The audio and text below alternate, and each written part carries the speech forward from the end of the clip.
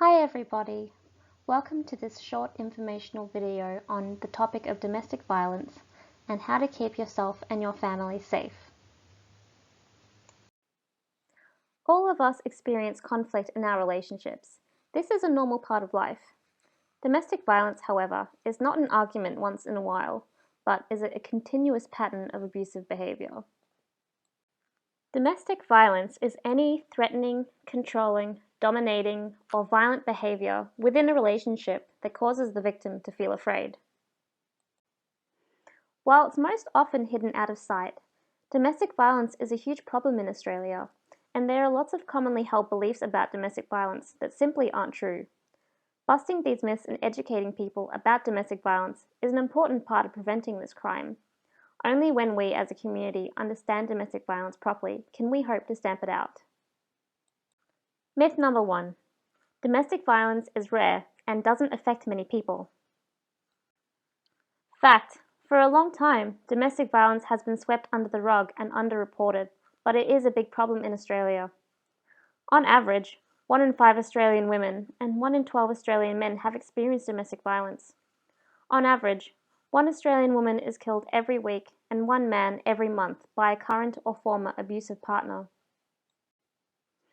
Myth 2. Only physical violence counts as domestic violence. Fact. Domestic violence is any controlling or violent behavior that causes harm or makes the victim feel afraid. What many people think of as less serious types of violence, like emotional abuse, can leave deep psychological scars and cause just as much trauma to the victim as physical blows. We will explore the different kinds of abuse later in this video. Myth 3. If someone was in real danger, they would just leave. Fact. Victims are at highest risk of extreme violence, including murder, when they try to leave an abusive relationship. Many people stay because they're justifiably scared for their safety, or their kids if they do actually leave. Abusers will also frequently wear down the victim's self-esteem so much that they themselves start to see the abuse as normal, or that they are to blame for the abuse. Types of abuse. As mentioned earlier, abuse can come in many forms, so it's helpful for us to understand the different ways in which someone might be abused, so that we don't end up ignoring or minimizing abusive behavior. Controlling behavior. Controlling behavior is how an abusive person gains and maintains power over someone else. Controlling behavior usually starts gradually and gets worse over time, and isn't always recognizable by the victim until it becomes full-blown abuse. Abusers will commonly try to justify their controlling behavior by saying they're just concerned for the victim's safety, or that they are just trying to protect them. Here are some common examples of controlling behavior. They insist on knowing where you are, who you are with, all the time, and won't let you go without them. They become angry, aggressive, or cold if they feel like you've stayed out too long with other people. They won't let you see certain people, or they discourage you from seeing them. They'll often try to convince you that these people are a bad influence on you. They'll call you or text you excessively to see where you are, or make you give them proof of where you are or where you have been. Going through your text messages, emails, or social media to see who you've been talking to or what you've said. They may frequently accuse you of infidelity and be extremely jealous.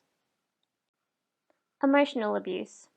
Emotional abuse is anything the abuser says or does to make the victim feel scared or to wear down their self-esteem and self-worth. Some common examples of emotional abuse include belittling you and saying things to put down your appearance, intelligence, work, or academic achievements. They yell or swear at you and or call you names. They put you down in front of other people. They threaten or harm to kill themselves if you ever try to leave. They threaten to kill or harm you. Emotional abuse can potentially destroy a person's self-esteem and sense of self-worth and fill the victim with feelings of shame, guilt, and worthlessness. Victims of emotional abuse will often say that they started believing what the abuser was telling them, that they weren't good enough, or that problems in the relationship were all their own fault. In order to protect themselves from abuse, many victims try to change themselves or their behavior in an attempt to please the abuser, which they hope will stop the abuse, but this generally does nothing to change the abuser's behavior. Psychological abuse. While psychological and emotional abuse can occur at the same time, Psychological abuse differs from emotional abuse in some important ways. Rather than behavior aimed at putting you down, psychological abuse is when someone makes you or other people question your sanity, memory, or your perception of reality through manipulation and lying. Some common examples of psychological abuse include gaslighting. This is when someone makes you doubt your own memory by telling you things didn't happen when they did, or vice versa. They tell you that you are crazy or mentally ill if you voice concerns over their abusive behavior. They tell you that you're imagining or over-exaggerating their abusive behavior. They tell other people, including friends, police, doctors, counselors, or legal professionals, that you are unstable, abusive, mentally ill, or take drugs when you're trying to address the abuse. Long-term psychological abuse can begin to make the victim question their own sanity and perceptions of reality. Victims of this type of abuse often start to think that they're going crazy, and this can lead to severe anxiety and emotional instability. Financial abuse. Financial abuse happens when someone uses money or denies access to money to get control over their victim. Some common examples of financial abuse include controlling your access to money by not letting you access bank accounts or credit cards, purposefully giving you an allowance to pay for bills or groceries that is too small to actually cover these expenses or only just covers them, forbidding you from working or deliberately sabotaging your ability to get or hold down a job, refusing to work themselves or contribute to family expenses, stealing your pay or your Centrelink benefits, refusing to pay for child support, hiding assets or leaving you out of important financial decisions. Having no or limited access to money can make it much harder for someone experiencing abuse to leave a violent relationship, and it's frequently why many women feel forced to remain in abusive homes. Many victims face the very real possibility of becoming homeless if they leave an abuser, and this causes many women to return to violent relationships even after they attempt to leave the first time. This fear will be even worse if they have kids. Sexual abuse. Sexual abuse happens when someone is forced into sexual activity by another person with the aim of getting power and control over them. An isolated act of sexual abuse is called sexual assault. People often think that sexual assault is committed by strangers in dark alleys, but the scary fact is that the vast majority of sexual assault is committed by someone who the victim knows well, such as a boyfriend or husband. People also mistakenly think that sexual abuse only happens to children, but an adult of any age can still become a victim.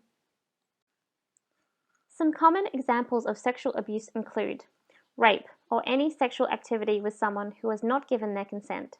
It's important to remember that you can be raped by an intimate partner, not just strangers. Long-term committed partners still need to give consent. Not stopping sex if the other person has asked you to stop. Sexual contact when the other person can't freely give their consent because they're drunk or unconscious, for example. Pressuring someone into having sex when they really don't want to. Not using protection when the other person wants to. Purposefully causing unwanted pain during sex by being rough or violent. People react to sexual abuse in many ways, but some common reactions include feeling guilty or blaming themselves for what happened. Victims will often try to minimize their experience by saying, "It wasn't that bad." While these reactions are normal, it's crucial to remember that victims are never responsible and should never be blamed or shamed for not saying no. Responsibility for sexual abuse always lies solely with the abuser. Physical abuse. Physical abuse is what most people generally think of when it comes to domestic violence. Physical abuse is any act of physical aggression used by the abuser to intimidate, control, or harm the victim. Sometimes physically abusive behavior does not cause injury or pain, but this doesn't mean that it's not abusive. Some common examples of physical abuse include pushing, hitting, slapping, scratching, biting, kicking, or hair pulling. Restraining, for example, pinning someone against a wall or a bed. Choking, strangling, or shaking. Throwing objects, using a weapon such as a knife to threaten someone, driving recklessly in order to frighten you, or depriving you of food or water. Physical abuse has both short-term and long-term negative consequences for the victim. The immediate physical impact can range from bruising to broken bones, internal bleeding, head injuries, permanent disability, and even death. Non-life-threatening physical abuse can still have debilitating long-term psychological impacts on the victim, including post-traumatic stress disorder, depression, anxiety, suicidal behavior, and substance use. The cycle of abuse. While abuse can occur as a one-off event, it can often be acted out in a predictable pattern that is commonly referred to as the cycle of abuse. Understanding these patterns within a relationship may help someone recognize if they're caught within an abusive cycle. This cycle involves 4 stages: building tension, an incident of abuse, reconciliation, and calm. Let's take a closer look at what can happen at each stage. Tensions build. This phase can last anywhere from minutes, weeks, to months. In this stage, stress builds and abusers may begin to feel wronged, ignored, or neglected by the outside world and/or the victim. Tension and aggression begin to build up in the abusive partner. They might accuse, yell, demand, and have unrealistic expectations, while the victim starts to feel like they have to walk on eggshells. They become anxious and try to please the abuser to avoid an incident of abuse. The incident of abuse or violence occurs. In this stage, the abuser eventually releases the tension in the form of abuse towards others in an attempt to regulate their feelings, and might be any kind of violent, controlling, or abusive act that was described in the previous section. Right before and immediately after the incident, the abuser might accuse you of making them feel mad or blame you for the relationship problems. Stage 3. Reconciliation. After the incident, the abuser might feel remorse or fear and try to reconcile with the victim. The abuser might do kind and generous things at this stage, like buying flowers, gifts, taking the victim out for dinner, or suggesting nice vacations. They often promise it'll be the last time the abuse occurs. The abuser will deflect any responsibility for the abuse, claiming that they didn't want to do what they did and that outside forces such as stress, fatigue, or work pressure made them lose control. Stage 4. Calm. Also known as the honeymoon stage, the abuser will be kind, calm, and might agree to attend counselling, as well as ask the victim for forgiveness. The victim might believe the abuser has changed and will accept the apology. The abuser then starts to find little flaws or behaviors that they criticize in a passive-aggressive way, and little by little, the same abusive behaviors begin to reappear, with the cycle again then returning to tension-building phase.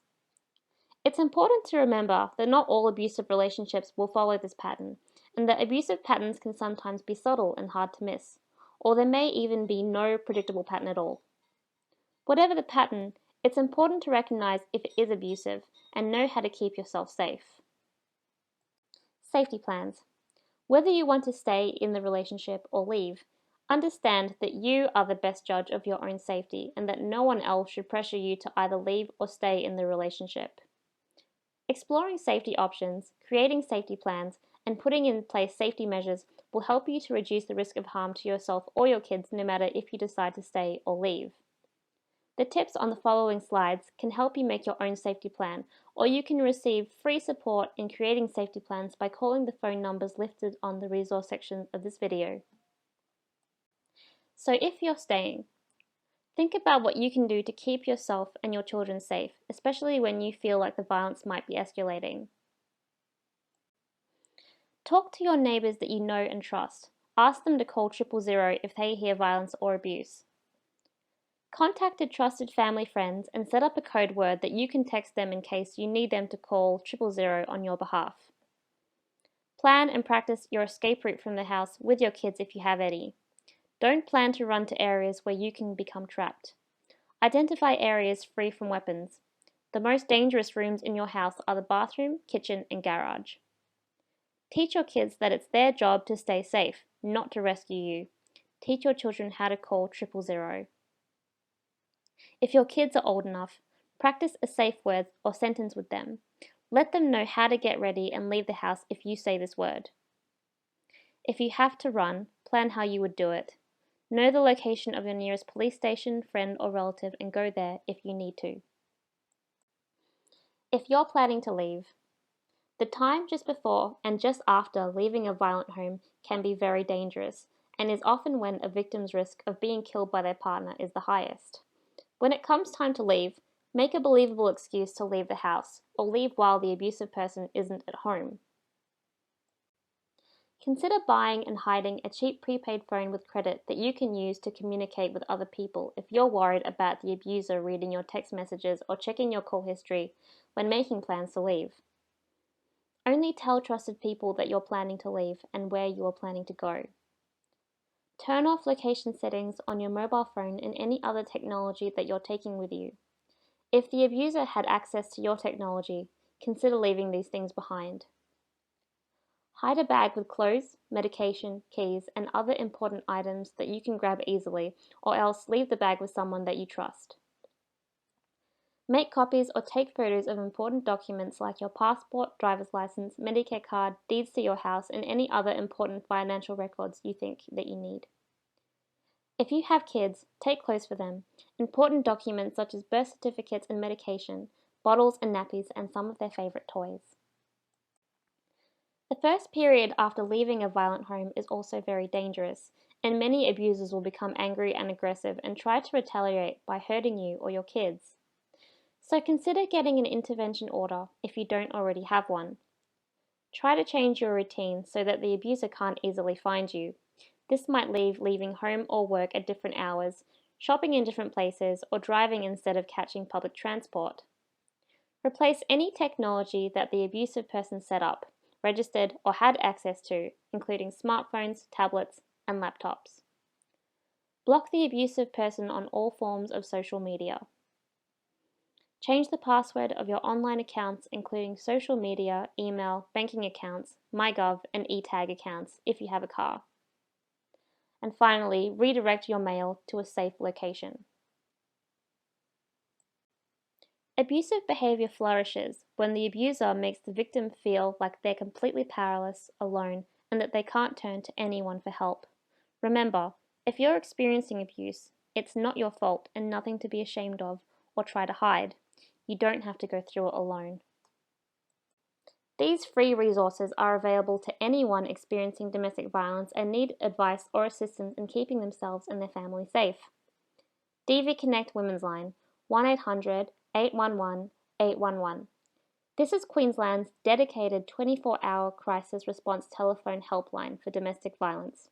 They help any woman who wants to escape domestic violence and will respond immediately to your safety needs. Services that they provide include emergency transport to remove you from violence, safe emergency motel accommodation, specialist crisis counselling, safety planning, information, referrals, and support for those living with domestic violence. Other helpful numbers include DV Connect Men's Line, 1-800-600-636. Because men also become victims of domestic violence, this statewide telephone helpline provides men affected by domestic violence with free confidential crisis counselling and referral services from 9 a.m. to 12 a.m. midnight, 7 days a week. 1-800-RESPECT.